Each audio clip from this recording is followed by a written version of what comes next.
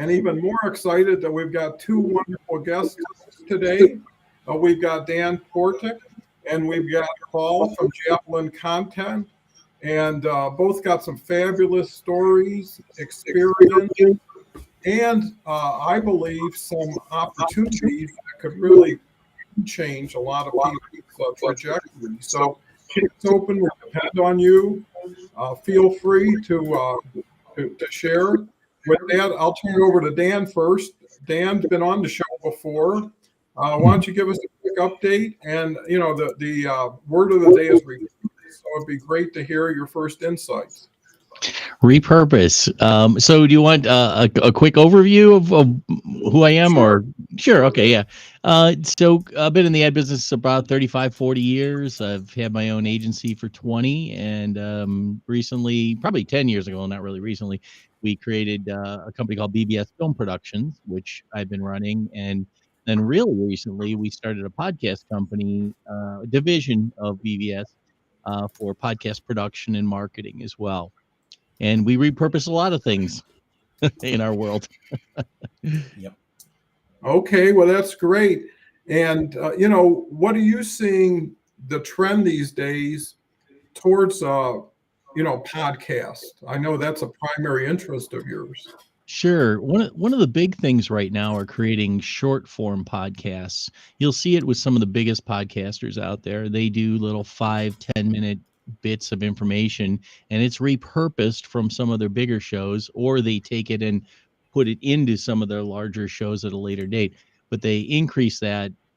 We've seen it with some of the bigger groups like Robert Kiyosaki and some of the big real estate groups. They all do that, and it just adds a lot of space, a lot of information that can be disseminated much more often, and it's a lot easier to create as well. So they may take an hour or two, knock out 20 of these things, and then disseminate them throughout the week.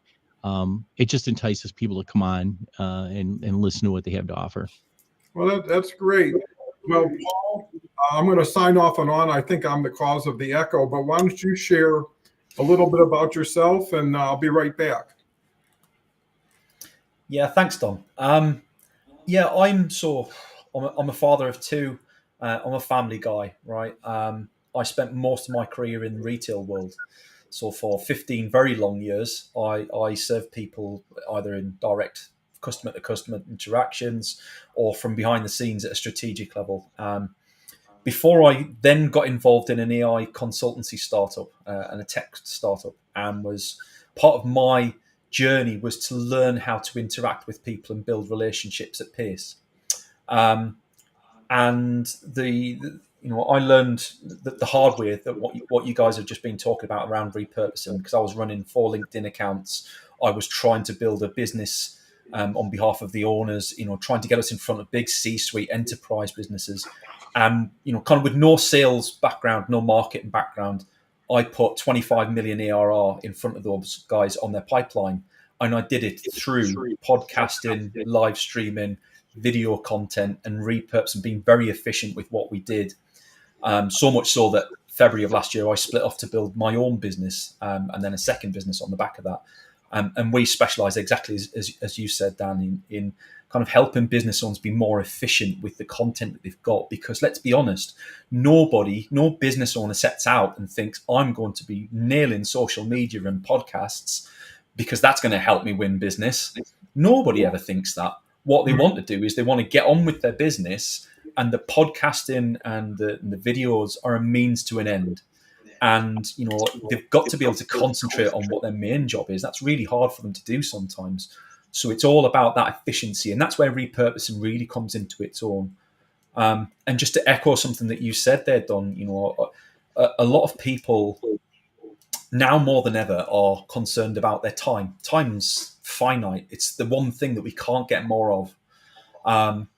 And so for that reason, I'm seeing exactly what you just said is people are almost having to get a buy-in to the full-length videos and podcasts. And they've got to do that through that very short-form content. They've got to build the trust that your content is worth following. There's value to be had.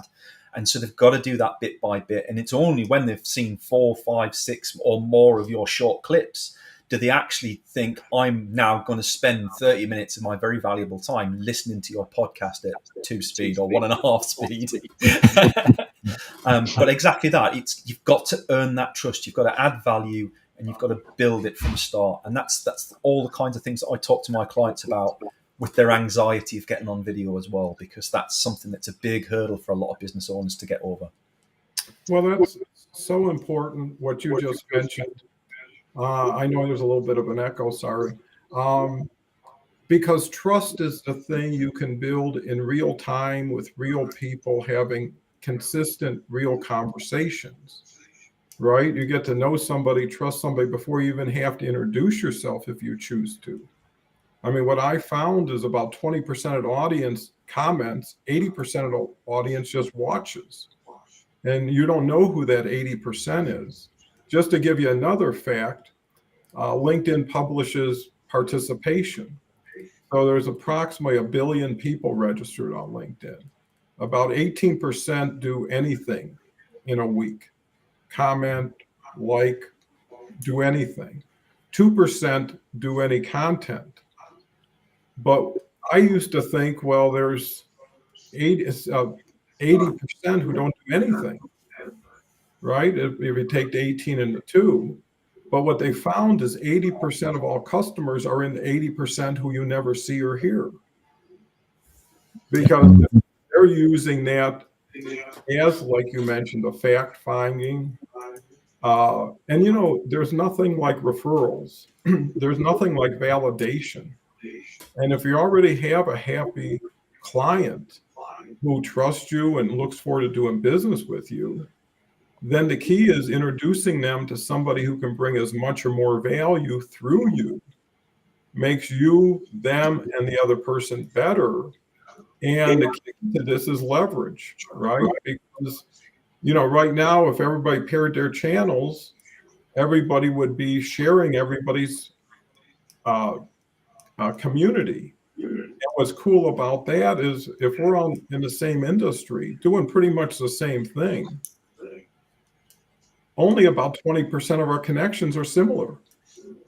So I found somebody who had 30, I've got 30, looks like we're doing the same kind of thing in the same kind of industry. And that's where you start getting leverage. So the key to a platform with 1 billion people is how do you scale it without having an issue with scale yourself? And that is through networking. That is through pay for performance, you know, initiative-based partnerships. Paul, I've never understood the concern that some businesses seem to have around working with competition and networking with their competition, their perceived competition. Because if your business is distinct and you have value to add to your customers, you're different from the competition. You're not the same. You're not in the same space. You might do the same thing, but you are more than likely aimed at a very different audience. And if you are aimed at the same audience, the value that you bring and your business brings is very different to what that other person brings or their business brings. So I've never understood this worry about competition. For me, everybody is just another business owner who's out there. Some are collaborative, some aren't. And for me, like, I much prefer to work with collaborative business owners, regardless of whether they're a client or a network partner or just somebody to offload to sometimes. You know, it's surprising where the conversations go. And I would challenge people out there that if you have somebody in your network or in your feed that irritates you, that annoys you for whatever reason, go and have a conversation with them, challenge you. Go and have a conversation with them in 2024. More than anything, to find out why they irritate you, because that's a flaw that you have, not them. There's something and I find that those conversations are often very, very interesting. And actually, you'd be surprised how often that leads to business, because they quite often think the same way you do. And that's part of what irritates them. But network's everything, Dan. You're absolutely right. Makes sense, Dan. What's your I totally agree. One thing to your point, Paul, about people on LinkedIn and being better and having competition. I don't know if anybody else has noticed this, but there are a lot of very untrained people on LinkedIn that are just putting information out there, sell. And if you're just a little better than them, you know what I mean? Just even a little better, you're going to be it's just like the baseball, if you can bat 1% more than the next guy, it makes a world of difference. I'll give you an example. Just the New Year's, instead of doing the selling thing, we tried just going and just saying Happy New Year to everybody, all our clients. Just Happy New Year. Wish you the best for this year. Got 4 pieces of business out of it in one day. Just and there was no, hey, look forward to, because as a salesperson, you want to put that in there. You really want to put that in there. We do this for 35 years. You just want to remind you, they know what you do. They know what you're doing. You simply have to just say hello and be honest with them. It's an easy way to stand out. Like, they're waiting for that. They're waiting for that moment. And the fact that you don't, they're waiting for it and then nothing. Yeah. And they go, huh? Yeah. Okay. Well, I think what everybody forgets is we're doing everything online, right? Everything we do, everybody sees. Right. Every plan is made to be seen by the public and as many people in the public.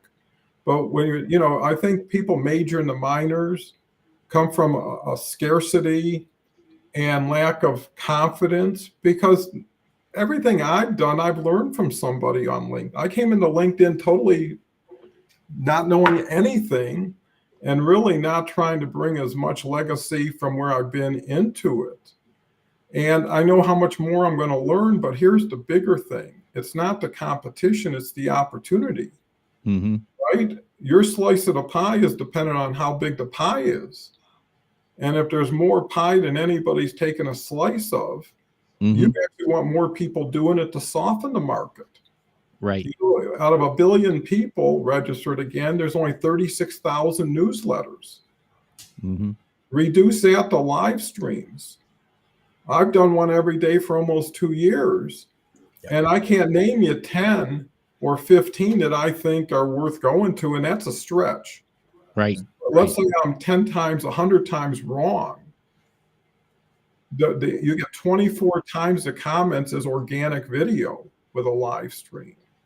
So when you got a Ferrari versus a scooter, why wouldn't you apply that same time, thought, and effort to something that's going to get you more authenticity, also make you a super connector, and people want to be around people they want to be around, right? So connecting a circle of people who are authorities that you couldn't get hours of their time to share their latest thoughts, ideas, strategies. Gary Vee says he shares everything as soon as he gets it, knowing 98% of the people won't act on it. Yeah. Right? So it's not your information, it's them that determines whether they're going to do something. And you know what? If you teach somebody today, maybe they'll teach you tomorrow. And you know what? The key with Gary is he pulls no punches. And people appreciate his honesty. So I think that's a big part of what he does as well. Yeah, and with anybody. A big part of what I'm changing for 2024. I've been corporate for too long, Dan. I've been corporate for too long. I've been corporate for too long. Yeah. I've been too vanilla, and 2024 is my year to polarize people. So I'm calling things out, and it's fun. But it's hard to get the balance right because you don't want to go too far with it. Yeah. And Don, what you've just talked about, I call it the 2x2 club, right? So 98% of people will never ask for help. They'll just muddle on and try and do things themselves. The 2% that do ask for help, 98% of those people will do nothing with the information they're told. They'll just listen to it and then go back to the status quo. So it's the 2% of the 2% who will ask for help, stand on the shoulders of others who've made those mistakes, and then act on that. That's where the real value is.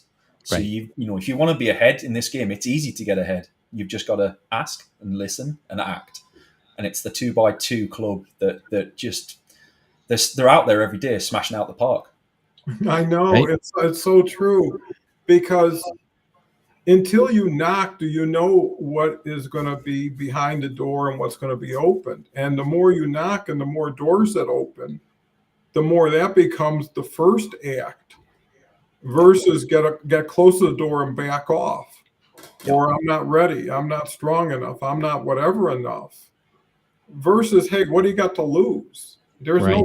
There's no bridges being burned. And again, I think to what Dan said with his Happy New Year uh, opportunity was that you do it and you can always go back to what you did the day before. Here's what I think is the biggest challenge.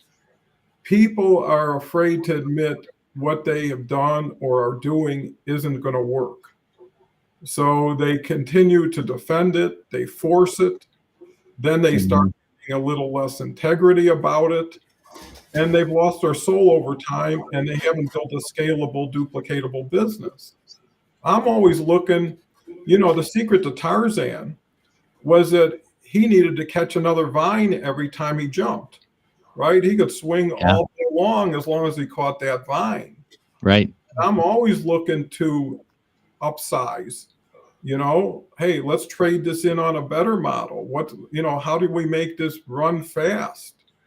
And I think once you're into performance and you're into knowing it's only going to get better, when something in your mind tells you this is only going to get better, you're only going to meet more and more exciting people. I mean, 11 months ago, and Kelly's a great example.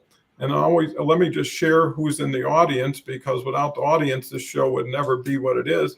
Kelly, good morning, all. Look forward to this conversation. Kelly joined me January 19th, her first show. We've done over 100 shows in this last year. 4 or 5 months ago, she launched The Awesome Journey with Christy Howard, who used to do Fridays here. And it's an extremely successful show focused on veterans and first responders and their heroic stories and challenges. And now we're working on a bigger project. So, the idea is get into something with somebody and see how they work with you. First you got to get to know, trust, and like somebody, but you got to have a proposition, right? Mm-hmm. When you someone's going to say, well, hey, I'd love to get going. What do you got we can do tomorrow? And you got to be able to, I'll send you the link, right? Or I'll go over the situation. And I think that's so important. The other thing is really being the kind of person people want to be around. What I found in my business life is that people like doing business with people they like, right? And I've been with a lot of people that never looked that much at the price, right? They were more involved with the service. And you know what? They respect and appreciate you and would like to see you make a decent income. I remember when I had my first store in Detroit when I was just out of college. I never worked for somebody except when I was 15. And I remember customers would come in and tell me, I know what this cost you, right? This wrench costs $15. You could sell it to me for $20 and still make $5, right? And I'd say, well, you're a pretty expensive auto mechanic, right? How would you feel if someone said, and then what am I, nothing to rent? I mean, people don't understand. So I say the best people want people to be successful with them. They don't want the story to be, hey, I work with this billionaire, he didn't pay me. Right. And so, I think the other beauty of the three of us, we have so much real life experience. Yeah. Dan, what do you have to add to this? No, I agree, and, some people you're not going to get along with. It's just, especially when you're doing the numbers, it just, and the whole key behind it is to just, take what you can out of it and you move on and, and you build on what you're doing, and that's just the way it is. There are certain customers. I know it's hard to believe, but there are customers that you have to think about and maybe say, hey, this isn't a good fit for us. We need another vendor that'd be more effective for them. And you look for the right ones. And I think that's where you start seeing growth, is finding those right clients that align with what you do best and what you're able to give them the most value on. So I always think that's important when working with customers. Well, Paul, it seems like you're building on integrity and trust. How do you take that to another level? I think it's got to be about being consistently in front of people. So to your point, there's a very small number of people who are active on LinkedIn, but they're all very active on LinkedIn. And you've got to cut through that noise to get in front of people. So if you think, especially if you're reaching senior leaders in businesses, if that's your audience or your audience is fairly niche, they might only come on LinkedIn 2-3 times a week maximum. They're probably only using it to check their news feed to find out what's going on. They're not actively posting. They're not spending a great deal of time on there. When they come on LinkedIn, you need to be in their feed and you need to be adding value, and they need to see you every time they come on, because that's how they get to know you without having met you. And one of the lessons I learned really early doors was it's all great and well having a podcast, and it's all great and well live streaming once a week, but that's the equivalent of 2 posts a week. Here's my podcast, here's my live stream. You might do I've got a live stream coming up and this was our live stream, but really that's starting to stretch things a little bit. So you've got to be about how can we do more with what we've got, and how can we be more efficient with it, so that we can get back to doing what our main business is, which probably isn't running the live stream for a lot of people, and it isn't running a podcast. It's a maybe a hobby if at best, or it's a nice to have, but we really need to be doing this because we need to create some good content that reflects who we are. And it's about showing that transparency and honesty. Like your video content has got to deliver who you are as a person. You can't go around saying things that you don't believe just because you should say them. Like, you've got to mean them. And people, the good thing about video is people can tell whether you mean them or not, because it's the equivalent of being in front of them. They've got that, you can read your body language, they can see your eyesight, they can see your enthusiasm and your motivation for saying things. And then for me, it's about combining technology and people to get that message out there as much as you can. I'm on Twitter, I'm on TikTok, I'm on Instagram, I'm on Facebook, I'm on LinkedIn, I'm on YouTube, I'm on YouTube Shorts, I'm everywhere. And it's not because I want to annoy people, it's because my audience is split everywhere. They are all over. I don't know where they're going to come from. And I want to help educate people about the value of short form video, long form video, and generally people being on video. Because that's the other mistake a lot of businesses make. They make it about the brand, not about the personalities. And exactly what you said, Don. People buy people. They don't buy brands. Nobody cares about your lovely logo and your flashy colours. What people care about is who the people are that are in the business. What do they do and what do they not do? And don't be afraid to be transparent with that. We don't do X, Y, and Z. That's not our thing. If that's what you're looking for, you're not our customer. Don't be afraid to lose customers, because they were never your customer. They were a bad fit and they were going to churn. So make them a champion by turning them away before you even got started. Oh, do you know what? I love those guys. They weren't what we were after. They were something different. I thought they were what we wanted. But do you know what? They pointed us to the people who could help us. And actually, you, who I'm talking to now, you're a good fit for them. Go and talk to them. Job done. Yeah, Right. I mean, you make so many wonderful points there, because first of all, they're true. And you got to get people where they go, not where you are.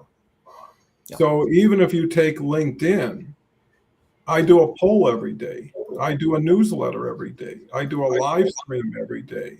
I do a post every day. Why? Some people like polls, don't do newsletters. Some people like newsletters, don't do this, right? So you catch them where they're at.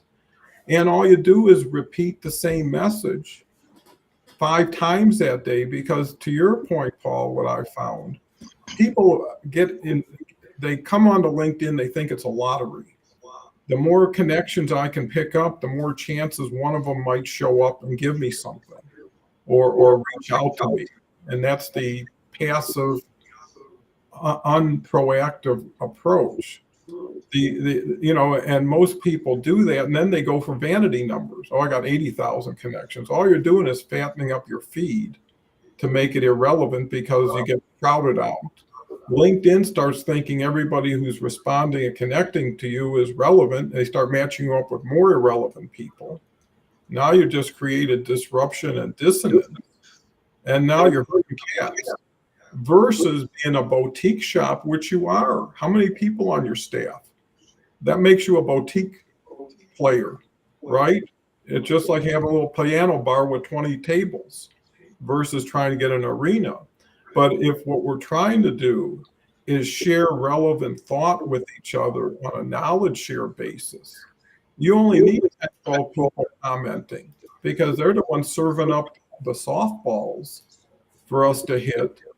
And the real value is who sees it after this, right? Because this continues to play and will play. And if you can repurpose, coming back to the word, what you did here and have, hey, I got 10, 20-second snippets that I could have never produced myself because I would have been thinking about it. I would have been producing it. I would have been editing it.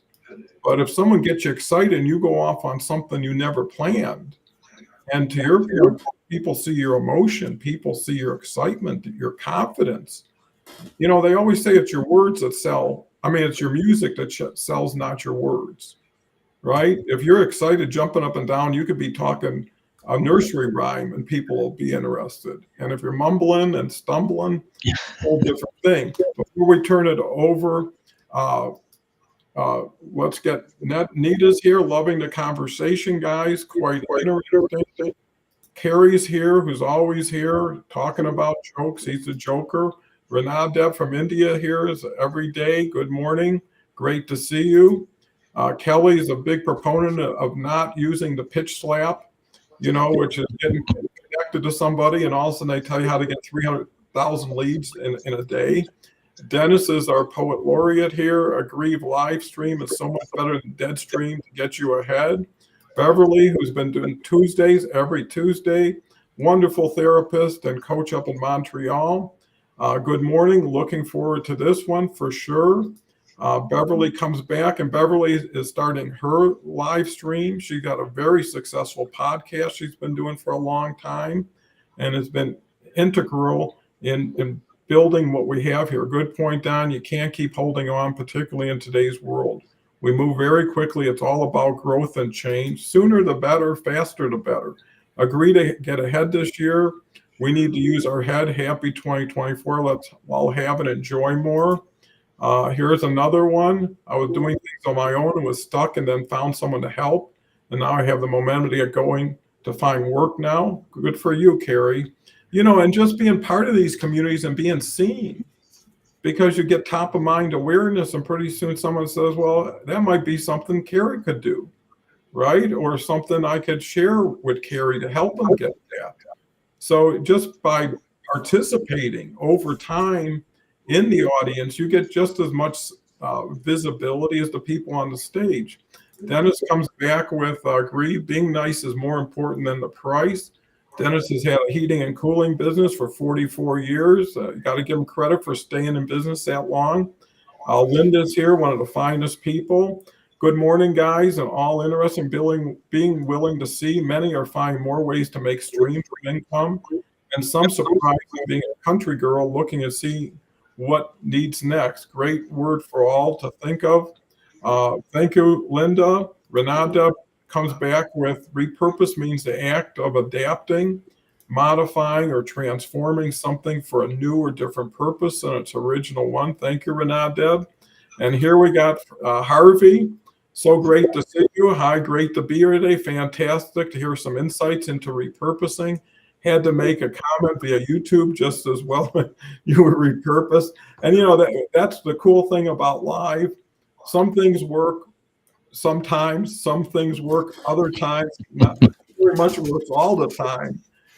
You know, it's the echo. I saw where, like I say, we're on YouTube simulcast to LinkedIn too, so that's a second opportunity. Renadeb says, repurposing encourages individuals to think innovative and creatively. Harvey, real quick, just want to share his franchise show, follows my show every Tuesday. And then Kelly's show, The Awesome Journey, follows Harvey's show. So we got a triple decker. And then Harvey and Kelly are here Mondays. Kelly's here every Thursday too. And, you know, we're trying to use a core group to have a consistent message and not just a consistent visibility. Because people want dependability, reliability. That's why McDonald's and franchises do so well, because of consistency and uniformity. Nita says, thank you for sharing this wonderful information. Okay, I think okay. And I think last one, before we turn it over to Dan, sometimes repurposing involves finding solutions to challenges by thinking outside the box. For sure. Great comments, Dan. Great audience. Yeah. So repurposing LinkedIn is something we're talking a lot about. LinkedIn. There's some things that you can do that I think a lot of people don't know when they get on LinkedIn. One being groups. We have found tremendous success for our clients and ourselves getting into groups and reaching out to them. It's kind of a little hack with LinkedIn. You can reach out to as many people in a group if you're a member without having to be in the first line with them.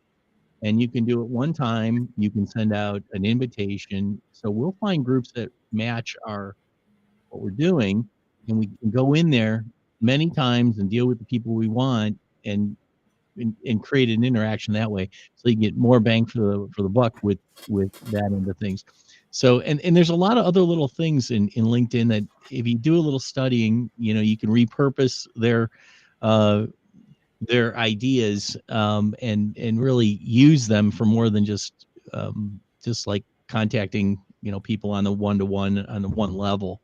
So I think that's pretty interesting. The other thing is videos, repurposing your videos on LinkedIn, doing it in a native format. In other words, instead of taking like a YouTube link and bringing it into LinkedIn, you want to use it as like bring the video directly into LinkedIn.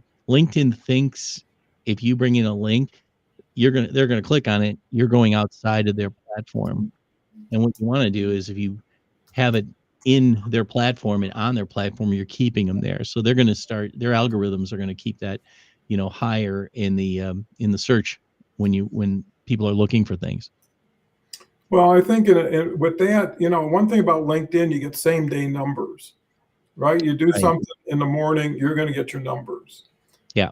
The numbers should be a guide, not only in the quantity, but the quality of who it is, right? Who is responding. Right. That's telling you what you're attracting. Yeah. I think that the tighter you can niche what you do, the less filtering you have to have when the people come through, right? Mm-hmm. You get 100 responses and have 20 relevant. Why not get 23 with 20 relevant? Mm-hmm. And that's what I look at is what are my numbers? And what's my SSI score? Because that will determine how much reach you have. And, just to, I'll share something real quick. And let me get it here. But you can see, here's my numbers over the year for 12 months. And I'm already up to 1,157,000 impressions. And it's up 2,900% over a year ago.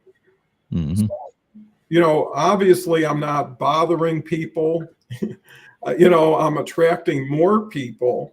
And I think that's really the key is let your numbers tell you when to repurpose. Here's what I know. Things go stale on you faster than you think relative to other people. So you create something and think everybody saw it the next day, you're never going to do it again. Repurposing, sharing the same content every day is better than not having any content the next day, right? In retail or in business, it's like sell what you have, right? Yeah. You can't sell what you don't have in stock, at least not right now. So I think people should say, how do I get to a level of consistency? What can I do every day that makes it easy for me to do? And it could be just like Dan says, how I got started, 5 quotes, 5 tips, and 5 people. And I grew to 25,000 connections in 4 months, right? And I tagged 150 people every day. And at that point, everybody had to respond if they wanted to keep getting tagged. And LinkedIn sees what the action is once you post. Mm-hmm. So for the first hour, they sit back and they say, wow, right when it posted, 40 people responded. Now, the caveat there is if it's the same 40 people and never goes beyond there, it's an obvious engagement pod, right? And they know that. So they look at where it reaches beyond. And Right. you can have 500 comments from 30 people. So I think once you decide what's so important is strategy, best practices, working with somebody who's already doing what you're hoping to do. And take a little money and trade it for a lot of time and trouble and no guarantee of success. Because most people are just risk averse. They're saying, well, I've been on LinkedIn, haven't spent any money, haven't lost anything. Well, you put in 15 hours a week times 50, that's 800 hours. How much did you monetize? Right? How much did you get in return? And would somebody pay you if you were doing this job for them based on what you're responding to? I mean, those are key questions, because if you can't hire yourself and do better for yourself, then you shouldn't be working for yourself. Right? So Dan, no, let's go to Paul. I'm sorry, Paul, your turn. I think it's fascinating. Exactly what you said about the right people, right? And this has got to be true for everyone, is it doesn't matter how many views you get. It doesn't matter how many engagements you get. It doesn't matter how many comments you get. It's about attracting the right sort of niche. So when I repurposed my brand from working for the AI startup that I used to work for, and I came to work for myself in content management, totally different industry, completely different ideal audience. I had to change my network. I changed how I posted, what I wrote, and I posted a video up, and it got 200 views. And I was used to getting 5,000 or 10,000 views. I was devastated. It was only a short video. It was 30 seconds, 45 seconds. And I went and looked at the demographics on that video. And in that video, those 250 people say there was about 25% were CEOs, 15% were executive directors, 12% were C-suite or senior leaders, 10% were founders, and the rest were business and salespeople. And I was like, do you know what? I will take that all day long, because I would much rather be reaching my ideal audience than worrying about the numbers themselves. And everybody worries about the numbers to start with. And believe me, after 6 months, you still worry about the numbers. I still worry about the numbers now. I know they're not important, but I still care about them. It's so hard. Exactly like you said, Dan. The SSI score on Sales Navigator, I was in the top 1% in salespeople for AI and consultancy. I lost that when I changed career and moved into my own business, and I'm now back in the 1% again. And 1% of content creators I am much more impressed with, because now I'm in a much more competitive field. Everybody's active on LinkedIn. So again, you've got to consider your numbers versus who your audience are, because not everybody has a broad addressable audience. Some people's audience is really quite small. So it's okay to have small numbers if you've only got a small ideal audience. You want to have a small number, because those numbers are ever more important. And to go back to I can't remember which one of you said it, but we were talking about niching your posts down to speak to individuals. And I think that is paramount right now. That is super important, because that's how you stand out from the crowd. As an example, I did a post about 3-4 months ago, the first time I mentioned that I wanted to work with ADHD business owners. I got 4 pieces of business from that one post. First time I'd ever mentioned it. I released a small series about being an ADHD business owner over the Christmas period. It got my best views on YouTube ever. It's definitely a direction I'm going in, but it's being very, very specific and thinking of 1 or 2 people when you write the content, when you record the content, that you know it will resonate and answer their problems. Because if you're talking to one person, there will be others out there who resonate. If you're not resonating with that one person, you're resonating with no one. And that's the important thing for people to think about when they're creating the content, is alienate 80%. I don't care about the 80%. your audience is that 20%. And if you don't resonate with that 20% and everybody's indifferent, then you've failed. So yeah, I think those are the key things to think about when you're creating things. And then for me, everybody consumes content in a different way. Consider me as ADHD. I rarely. It's ironic, right? I'm a big fan of video content, but I rarely watch video myself. I can't consume it the way I would like to. I sit there for 30 seconds and shiny thing, and I'm off doing something else.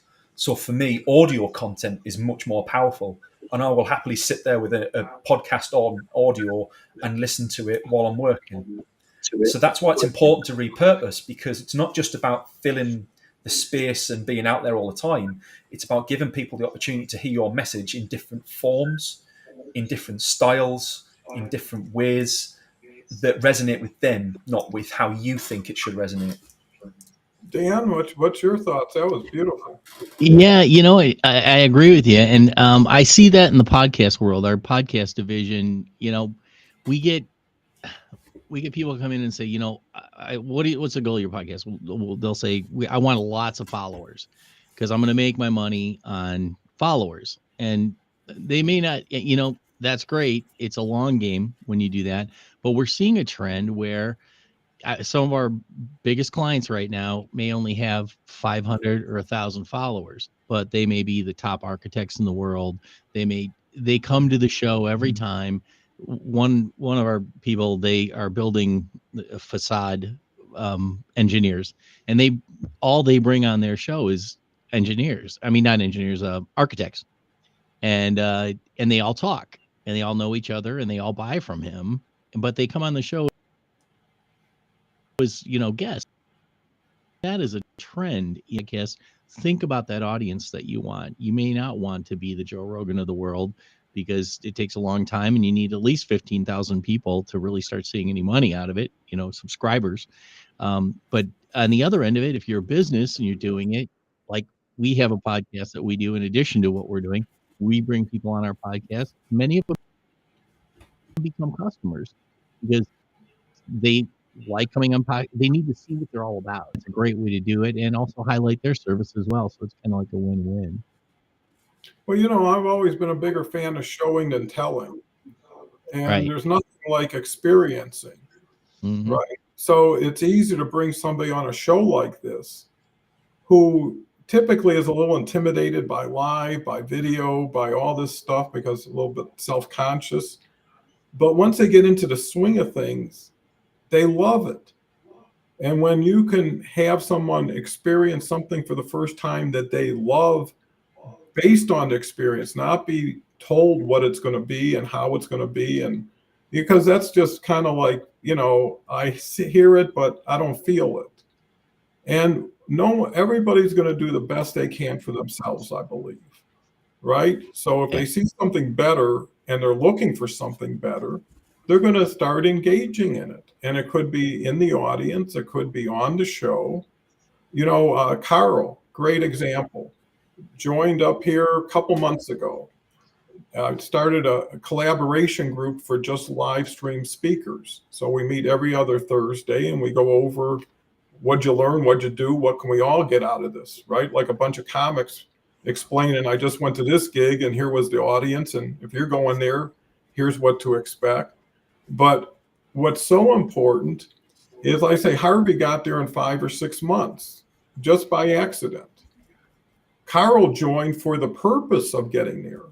He sent me an email last night. He's only been in it 8 weeks. I've already chosen the 17th to launch my show, right? So if we can compress the time, provide a built-in audience that they can take with them.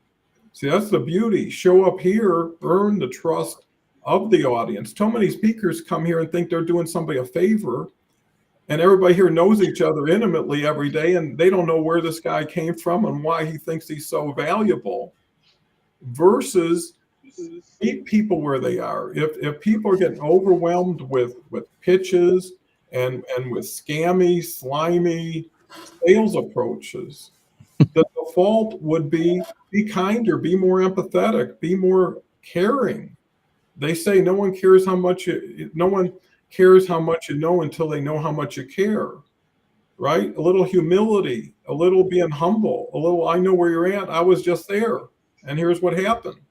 And if I can do it, you can do it, right? And all of a sudden people start thinking, well, you know, I was like thinking, but now maybe there's something. No one wants to lose just to lose. And I've seen so many people give up, not because they weren't capable, they ran out of gas. Maybe they had a home that says you got to start making money. You can't be playing around like this forever, right? Who knows what it is? So I'm saying by having a group, it's a support group that meets every 2 weeks, keeps you going to say, hey, in 2 weeks at least I can lay it on the table and say, can anybody help me here? And what happens then, you start doing events together, workshops together. I was talking to this wonderful lady who we're talking with, Mary Gardner was on the show a week or two ago. She's one of the premier speaker engagers. She gets people on podcasts, live streams, 25,000 person audiences, right? But who do you know, and that's what the Harvey's benefit, I know I'm skipping around, is the franchise person? Who is the podcast person? Who's the repurposing purpose? You know, there's a saying, name it, claim it, and support it, right? If you claim that you're this and that, and you can support this and that, then you are this and that. And then everybody wants to be around you because you're creating all of these different interactions and opportunities. So, Dan, you know, looks like we got quite a bit of comments, even though Harvey did tell me that he's added some comments and it's not showing up. He had to go through YouTube. But this is a fascinating conversation we're having because we're all in this working it every day. And I agree so much with Paul is that the ones who do a lot and do it well, and they're used to doing a lot and doing it well. And those are the, you know, they say, if you want something done, find a busy person. So Dan. Right. And, you know, I agree. You know, it's funny because I go back to the podcast world. You know, we've done a lot of research over the past 2 years on it, and there's a lot of people down here that are doing it as a hobby.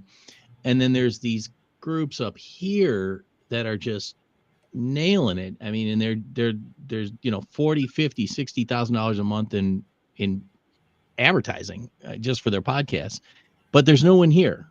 There's no one in that middle. Very few people are in the middle that are making a living and just kind of doing it.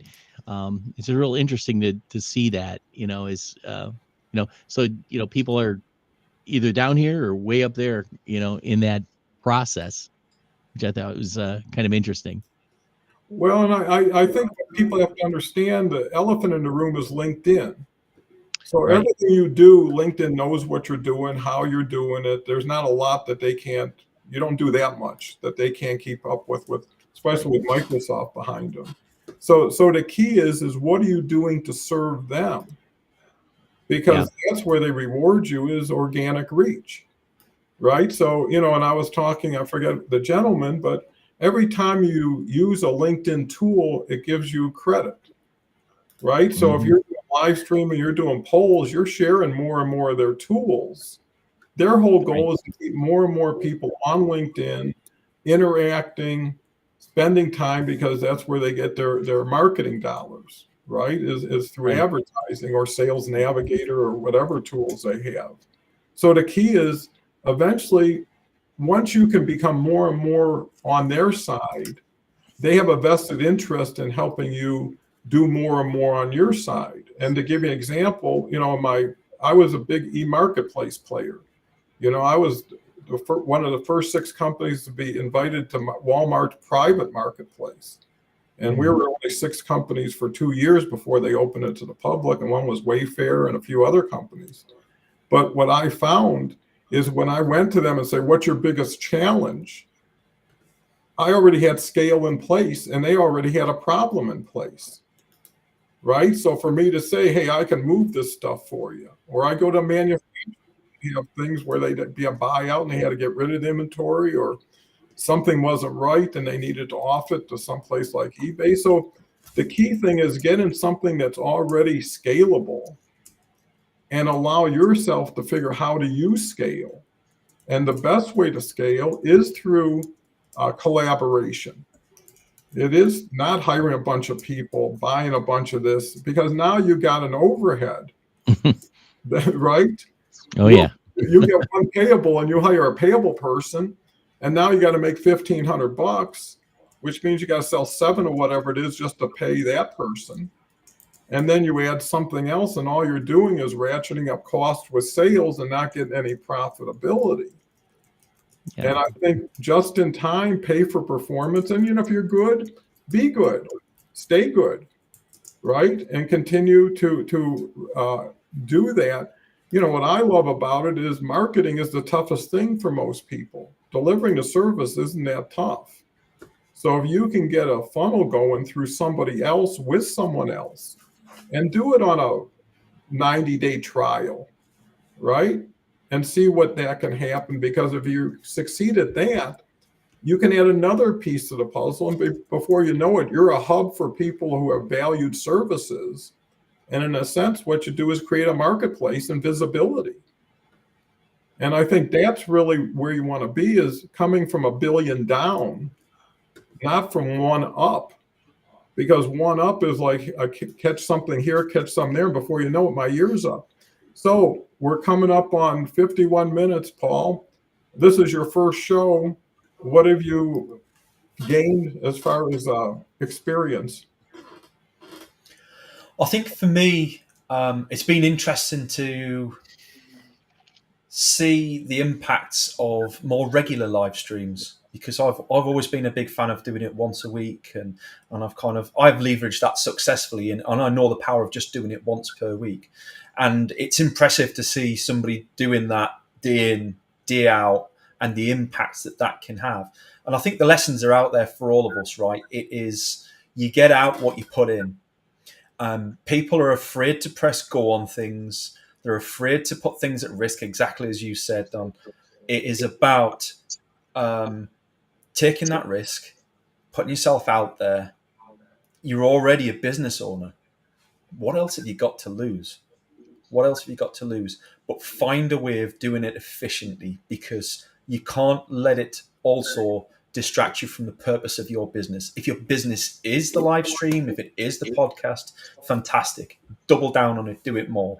If your business relies on that podcast or that live stream and you're not sure whether it's successful or not, if you never put the full effort behind that one thing, how will you ever know whether you've been successful or not? And the thing that always kind of came back to me, the frustration I always had with the business for me, was I used to get asked the single question that everybody comes back to is, so how many leads have we driven from your podcast or your live stream this year? And the answer for me always kind of goes back to, well, I don't know. How well did you do your client discovery to find out where they found out about us?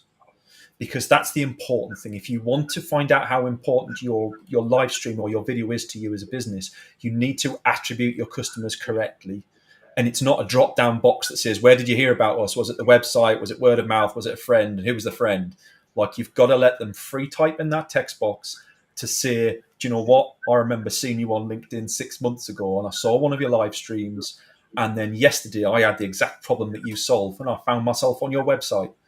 Yes, you did come from the website, but actually attribution, you came from my LinkedIn feed. And that's the important bit that everybody gets wrong. If you want to measure your success, you've got to dig. You've got to find out from your customers where they actually originated from. So that's, I've thoroughly enjoyed it. It's been great mixing with you guys. Thank you very much for having me along, Don. Well, it's a pleasure, Paul, because it's so nice to hear someone say something that you've been thinking and believing, and it confirms it and validates it, but it also lets you hear it from somebody else, because you're always suspect when you tell yourself too much over time. Yep. Right? That you're starting to adjust it to certain things that aren't tied to reality. And I think one thing I'm seeing too, and when you see so many new facets, it's kind of interesting. The deeper you get, the richer it gets and the less crowded it gets. And pretty soon you're picking up nuances and you're picking up foundational elements that no one can see at the surface. So when I look at this, it's like this is the new step before having a Zoom with a stranger, right? If you bring someone on as a guest, it's just for being a guest, but now you're getting to talk to them in front of a crowd, which everybody will tend to be on their better behavior. And the second thing is you get to know them before you even have to choose to do a Zoom, right? And here's the thing with a Zoom. I have a Zoom, you have a Zoom. We get together. Usually the hope is that at the end, oh, I love everything you're doing. You're just terrific. If I ever know somebody, you're the first person I'll think of, and they do the same, and nothing happens. 6 months later, a year comes by just because of time. Hey, want to catch up with you? You know, that saying, it's easier to give birth than raise the dead. And most people are going back to what never did anything, what never wanted to do anything, and thinks time's on their side, not knowing 100 people have done the same pitch between you and the next pitch, versus really saying, hey, I think we got something. You know, I mean, isn't it cool? When I was in business, I was hunting to make deals. I had to make things happen. I wasn't like, well, when I feel like it or when it's right. The other big element is not just return on investment, but cost of inaction, right? You put $100 in, you get 50 back. You say, well, I got half my money back. Well, I didn't do this. I don't know what that could have been worth. And you never know. Yeah. And I'd rather say, hey, I learned what it wasn't. At least I learned something that I didn't know, or I wouldn't have had to do it to learn it.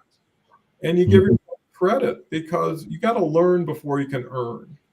And too many people have that lottery mentality. I'll get lucky. Well, lucky doesn't scale and doesn't duplicate. And I think the better thing is, if you don't have enough, do more. If you do more and you don't have enough, do different, right? There's something about it that isn't clicking, because we're not here to prove whether LinkedIn or live streaming works. There's plenty of very successful people that are living off of it. And it's kind of like a snowball going up a mountain. It takes forever on the way up, and you can't stop it on the way down. But too many people stop before they get to the top. Now, Dan. No, I agree with what you're saying completely. And then the other thing is, you know, I embrace AI, because it is going to make your life easier, you know, and in every aspect. You know, one thing that we're looking at is our goal is to have 80% of our work being done elsewhere and overseeing 20% of it. And that's where our 20%, our 20% would be us overseeing it. But all that's through AI, you know, and the things that are available to businesses now to streamline their world, if they look for it, you know, it's just amazing. And if you're not doing it, your competition is. Well, that makes total sense, you know. And how can you be at the front end of everything? And you can't. But you can be at the front end with people who are at the front end with those things. And here's the other thing I learned over time. You're better off doing more business with less players than less business with more players. So if you can be a one-stop shop, right, and be able to be the conduit to podcasting, to repurposing content, and have an alliance, right, that's more than just an affiliate program. Send me somebody, I'll send you some money. It's like, hey, how do we make your packaging more robust? How do we make your value adds more than the competition? Because people don't want to go to 2 or 3 sources. They don't want to deal with 3 different sets of rules and managers and everything else. They, you know, when I was my own founder and owner for those 37 years, I'd have so many salespeople tell me how they could save me money. And they didn't ever talk about how they're going to make my life or my business's life easier. Right? And I was always more interested in disruption. Yeah, we'll change this and it'll take 4 days and everybody will get screwy around here and we'll save $100 a month, you know, versus, you know, you want somebody that sees a bigger picture of your picture and can share that with you and show you how they can get you there. Yeah. And if you're 100% believer in what you're doing, it's a disservice not to share it as much as you can, as often as you can, because the proof's in the pudding. And, you know, I've got people honestly sending me emails saying my whole world, my whole life has changed now. People who gave up dreaming and believing, who thought that the parade had passed them by because they needed a gatekeeper. They needed permission. They need someone to hire them. And I tell everybody, if you're out of work, hire yourself tomorrow. Put yourself to work. Do what you're going to do for that person. Yeah. And work a little harder. In the meantime, whatever happens with that person is going to happen anyways.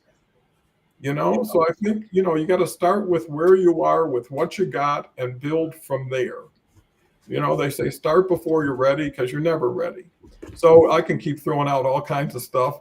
Let's get to Harvey, because I admire Harvey so much. Great points, Paul, about finding your niche. My niche is franchising. There are 1 billion people on LinkedIn, but there are only 150,000 events and only 250 franchising events.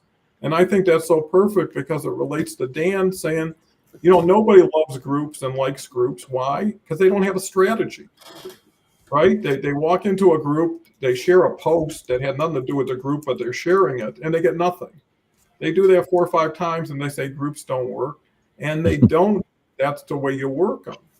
But just like if you want to do a newsletter, have a strategy, have a reason why and how and what to expect. If you want to do polls, have a strategy. LinkedIn or live streaming only allows you so many things to do, and they tell you how they're allowing you to do it, right? Why not check the things off and say, I know this, I know how to operate it, I know how to work it, it's in your tool shed. And you take it out when you need it, but it's there. And if you know what it is, now maybe you treat it differently. And if you find somebody who can organize your stuff to say, here is optimum, let's do a review and an audit, right? And what if I can get you more for less time, less worry, and have a system you just follow? Too many people are 11 o'clock tonight. I got to create a post. I got to figure what I'm going to say and what's it going to, why? You weren't Shakespeare before you got here. You're not going to be Shakespeare just because you're starting to write. Another franchise comment. That makes it easy to become a top event, and my attendees are 150 to 200, and 80% of my target market. Harvey sends 1,000 invites every week, and he does it really efficiently by slicing and dicing, using filters and stuff. He gets 150 who reply, accept it, and got 40 or 50 that attend. But you build on that 20 that keep coming back, and you add another 40. And pretty soon, you're getting into bigger numbers, and you got a system. And I think that's important. Why have a show without an audience? Why have an audience and not have a show? So, and Dennis, to finish up, says, agree, stay good and profit is a profit and becomes profitable. Thank you, Dennis, for ending on this way. I want to thank everybody for coming here today. Come back tomorrow. We've got Leslie Flowers and another gentleman. And then Sunday, we've got 2 wonderful educators. If you can make it, it's well worth your while. And then Monday, we've got a new person joining, Samuel Borelli, who is a great guy out of Italy, offices in Lisbon, and has 14 offices all over the world in recycling and reclamation and sustainability. So that's going to be great. Kelly and Harvey are going to help them kick it off. Okay, Linda. Linda's a big one. I'll have to save it for another time. We're a little bit over. Thank you, Linda. So with that, I want to thank Paul. I want to thank Dan. I want to thank the audience, and have a great day. And, go out and make it happen. It's possible. I believe you. So anyways, with that said, take care, Paul. Take care, Dan. And